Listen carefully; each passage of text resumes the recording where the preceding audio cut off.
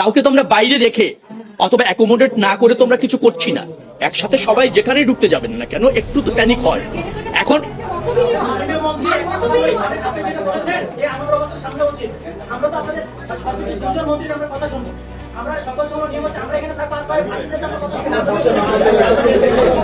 আচ্ছা ঠিক আছে ঠিক আছে, ওনারা উঠে যাচ্ছে, ঠিক আছে ঠিক আছে, আপনারা বসেন, ঠিক আছে ঠিক আছে আপনারা বসেন।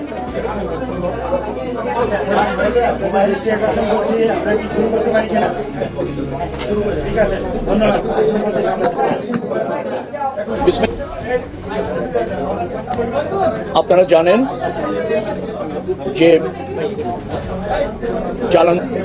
এই আন্তর্জাতিক ক্রাইসিস না বাড়ানোর জন্য পরবর্তীতে একটা ন্যূনতম রেটে এটা বাড়ানো হয়েছে পার লিটার 15 টাকার মতো, যার ফলে পরিবহন সেক্টরে ভাড়া বাড়ানোর একটা দাবি উত্থাপিত হয়েছে এবং সেটাকে নিয়ে আমরা আলোচনা করেছি। আমরা এটাকে সমন্বয় করতে চেয়েছি, মাত্র ভাড়া বৃদ্ধির সাথে ভাবে আমরা এটা দেখতে চাচ্ছি না। সমন্বয় করে একটা দাবিও আছে, যেহেতু জ্বালানির দাম বেড়েছে, তেলের দাম বেড়েছে, সেটা বিবেচনায় নিয়ে আমরা এই নিয়ে তৃতীয়বার দীর্ঘ সময় মিটিং হয়েছে। তারপর পরিবহন মালিক যারা আছেন এবং পরিবহন ব্যবসার সাথে যারা জড়িত আছেন তারা ভাড়াটা সমন্বয় করবার জন্য তাদের দাবি উপস্থাপন করলে আমাদের সাথে সেই বিষয় নিয়ে তাদের পর্যাপ্ত আলোচনা হয়েছে। কিছু যৌক্তিকতা আছে, আবার কিছু দাবি বাড়ানোর ক্ষেত্রে তাদের দাবিটা আমাদের কাছে মনে হয়েছে শুধুমাত্র পরিবহন মালিকদের পক্ষে এরকম। তো জনস্বার্থ বিবেচনা করে আমরা সরকার এইখানে আমরা সিদ্ধান্ত নিতে সক্ষম হয়েছি যে পার কিলোমিটার ঢাকা এবং চট্টগ্রাম মহানগরে 11 পয়সা বাড়বে। আন্তঃজেলা যেখানে 52 সিটের গাড়ি আছে সেখানেও পার কিলোমিটার 11 পয়সা বাড়বে।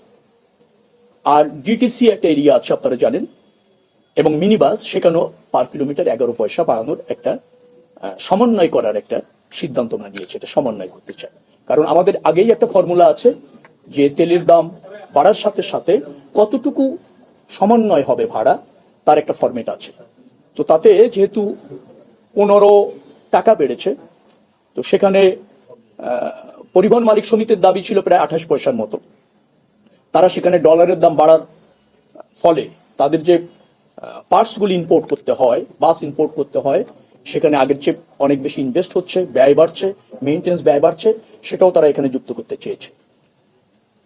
তারপর আরো কিছু বিষয় তাদের দাবি আছে, সবকিছু মিলে 28 পয়সার মতো তাদের দাবি ছিল। পরবর্তীতে এসে ক্যাব সহ অন্যান্যদের পরামর্শ ক্রমে এসে এটা 22 পয়সাতে এসে থাকে। আমরা সর্বশেষ গতকাল এবং আজ 2 দিন সবার সাথে মিটিং করে যারা এই সেক্টরে যুক্ত 11 পয়সা পার কিলোমিটার বাড়া না সমন্বয় বলবো আমি সবসময়ের জন্য একটা সিদ্ধান্ত নেওয়া হয়েছে। এবং এটা আগেও ছিল, তেলের দাম বাড়লে কিভাবে সমন্বয় হবে, তেলের দাম কমলে কিভাবে সমন্বয় হবে। এবং আপনাদের এও জানিয়ে রাখি যে এই সমন্বয়টা শুধু এবার বৃদ্ধির ক্ষেত্রে না, তেলের দাম পুনরায় কমলে আবার এই একই প্রক্রিয়ায় ভাড়া কমবে, আবার তেলের দাম যদি বাড়ে কোনো কারণে তাহলে একই প্রক্রিয়ায় ভাড়া সমন্বয় হবে। অর্থাৎ এই সমন্বয়টা একটা চলমান প্রক্রিয়া থাকবে। এর জন্য নতুন করে আর মিটিং করে সিদ্ধান্ত নেওয়ার প্রয়োজন হবে না বিধায় আমরা মনে করেছি তেলের দাম বাড়া কমানোর সাথে সমন্বয়টা কি হবে, একটা প্রজ্ঞাপন জারি করে বিআরটিএ ওই ফর্মুলা অনুসারে ভাড়া নির্ধারণ করে দেবে। ঢাকা চট্টগ্রাম মহাসাগর সিটি কর্পোরেশন এরিয়ায় এখন মনে হয় 2 টাকা 42 পয়সা আছে পার কিলোমিটার, সেটা 11 পয়সা যুক্ত হয়ে 2.53 টাকা আপনার হবে, তাতে 4.45% বাড়ছে। আবার যদি আন্তঃজেলায় যান 2 টাকা 12 পয়সা আছে, সেখানে আবার 11 পয়সা যুক্ত হবে, 2 টাকা 23 পয়সা হবে পার কিলোমিটার, সেটা 5.19% বাড়ছে। আবার ডিটিসি এরিয়া যেটা আছে সেখানে 2 টাকা 32 পয়সা আছে পার কিলোমিটার এই মুহূর্তে ভাড়া, সেটা 11 পয়সা যুক্ত হয়ে 2 টাকা 43 পয়সা হবে, যেটা 4.74% বাড়বে। আর এটাই হচ্ছে এই মুহূর্তে সিদ্ধান্ত। তাদের অন্যান্য বেশ কিছু দাবি ছিল, সেটা আমরা এই মুহূর্তে বিবেচনায় নিচ্ছি না, নেওয়ার সুযোগ নেই আমরা বলেছি। তো আশা করছি যে যতটুকু সমন্বয় করা এখানে হয়েছে সেটা এই পরিস্থিতিতে, যেহেতু জ্বালানির দাম বেড়েছে, আমরা এতটুকু সমন্বয় করতে সক্ষম হলাম। না, মনিটরিং আমাদের আগেও আছে, এটা নির্ধারণ করা হবে, প্রজ্ঞাপন জারি করে নির্ধারণ করে দেওয়া হবে। আপনি জানেন যে বিশেষ করে নন এসি বাসের ভাড়া নির্ধারণ করা আছে, সব জায়গায় আছে। তো সেভাবেই এটা আপনার কার্যকর হবে। সর্বনিম্ন ভাড়া যে 10 টাকা আছে, 8 টাকা 10 টাকা আছে, সেটা বহাল আছে। 10 টাকা, ওই 10 টাকাই থাকবে। 10 টাকা 8 টাকা এর স্থান ভেদে আছে, সেটা বহাল থাকবে। এটা বলা হয়। সেটা পারবে না।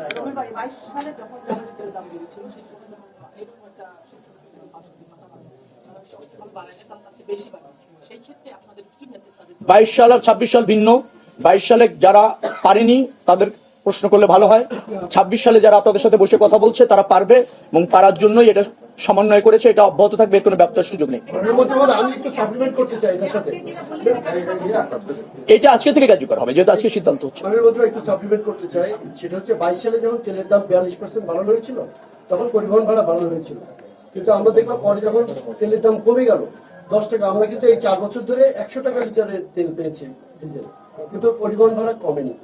তাহলে এই এতদিন ধরে তো আপনার বাড়তি ভাড়া তারা নিল, সেটা আপনারা আলোচনা এনেছেন কেন? এটা যৌক্তিক না, সেটা আলোচনা, এটা নিয়ে বার্গেনিং হয়েছে। আমি আবারও আপনাকে বলতে চাই, 22 সাল থেকে যত সময় পর্যন্ত যেটা আপনি বললেন আগে আমাদের সরকারের আগ পর্যন্ত, সেটা তাদের দায় যারা ব্যর্থ হয়েছে। আজকের আলোচনায় যদি তেলের তাদের দাম নিয়ে এক বিষয় নিয়ে আলোচনা হয়েছে, কিন্তু আমাদের সবকিছু ইনফ্লেশনও তো বেড়েছে। এটা অনেক যুক্তি বিভিন্ন পক্ষে তাহলে আছে। কি আমরা সেই যুক্তিগুলো বলবো? আমি যুক্তির কথা বলছি না, আমি বলছি আপনাকে 15 টাকা বেড়েছে। আমাদের যে ফরম্যাট আছে, যে ফর্মুলা আছে, তাতে পার আপনার টাকায় 1 পয়সা বাড়ে। আমাদের ওই ফর্মুলাটা যেভাবে, আমি শেষ করি বাড়ে। তাতে এখন 15 টাকা বেড়েছে, তাতে 15 পয়সার মতো বেড়ে যায়। এদের সাথে আরো কিছু দাবি তাদের ছিল, আমি আপনাকে প্রথমেই বলেছি যে তাদের মেইনটেন্স কস্ট বেড়েছে, ইত্যাদি বেড়েছিল, আমরা সেটা আমলে নিই প্রথম। দ্বিতীয়ত হচ্ছে এই যে 1 টাকায় 1 পয়সা, যেটা তাতেও 15 পয়সার মতো বাড়ে। আমি তাদেরকে বার্গেনিং করে বা ধরেন মানে সক্ষম হয়েছি সেটা 15 পয়সার জায়গাও শুধু তেলের জন্যই 15 পয়সা বাড়ে ওই ফর্মুলা অনুসারে, সেটাকে আমি 11 পয়সায় আনতে এই মুহূর্তে সক্ষম হয়েছি। এবার বাড়াতে সক্ষম হবো। আমরা একটা বিষয় জেনেছি, আমরা জানি যে আপনার যে রেজিস্ট্রেশনটা করা হয় সেখানে অনেক আজগুবি ব্যয় যুক্ত করা হয়। যেরকম ধরেন বলা হচ্ছে যে একটি বাস 10 বছর চলবে, কিন্তু আসলে একটা বাস 20 বছর চলে, মানে আইনেই বলা আছে 20 বছর চলবে, বাকি 10 বছর ফ্রি চালাচ্ছে। তারপর বলা হচ্ছে যে চালকের ঘোড়া দিয়ে, কখনো আমরা সেটা দেখি না। প্রতি বছর বছর মেইনটেনেন্সের একটা খরচ ধরা হয়, মানে আজগুবি সব খরচ ধরা হয়, ধরে সেটা মেয়েটা বিশ্লেষণ করা হয়। আপনারা ওটা নিচ্ছেন কেন? মানে না, আপনি আজগবি যেটা বলছেন, হ্যাঁ বলতেই পারেন আপনি। আমি বলছি যে প্রক্রিয়াটা ইতিমধ্যে ইস্টাবলিশড হয়ে আছে, সেটা নিয়ে নতুন করে ভাড়া নির্ধারণের ক্ষেত্রে পুনর্বিবেচনা, পুনরালোচনা করা যেতে পারে। নতুন করে ভাড়া নির্ধারণের ক্ষেত্রে, শব্দটা বুঝবেন, নির্ধারণের ক্ষেত্রে। কিন্তু যেহেতু আমরা ভাড়া সমন্বয় করছি এ পর্যায়ে, অর্থাৎ সমন্বয়ের ক্ষেত্রে শুধুমাত্র জ্বালানি বৃদ্ধিটাকে বিবেচনায় নিয়ে আমরা এটা করেছি। আপনি যদি ওই প্রশ্ন বলেন যে টোটালি ভাড়া নির্ধারণের ক্ষেত্রে কিছু অসঙ্গতি আপনার ওখানে বক্তব্য অনুসারে থাকতে পারে, তো সেটা আমরা তো নতুন ভাড়া নির্ধারণ করার জন্য আজকের এই মিটিং নেই, 2 দিনের মিটিং। আপনি যেগুলি বললেন, যদি মনে করি যে আমরা ভাড়া পুনর্নির্ধারণের একটা কার্যক্রম প্রয়োজন আছে সময়ের পরিবর্তনের সাথে, বিদ্যমান পরিস্থিতি, সম্ভাব্য পরিস্থিতি বিবেচনা করে, তখন নিশ্চয়ই আপনার এই বিষয়গুলি নিয়ে আমরা ওইবার আলোচনাতে যাব। ঢাকা শহরে অনেক বাস সিএনজিতে চলে এখন, মানে সেইটার সাথে এটা সমন্বয়টা আপনারা কিভাবে করবেন? যারা সিএনজিতে চলে তাদের তো আর কোনো খরচ বাড়েনি, তো এখন সেই মানে বৈষম্য বা এই বিষয়টা আমরা এটা নির্ধারণ করেছি শুধু ডিজেল চালিত বাসের জন্য।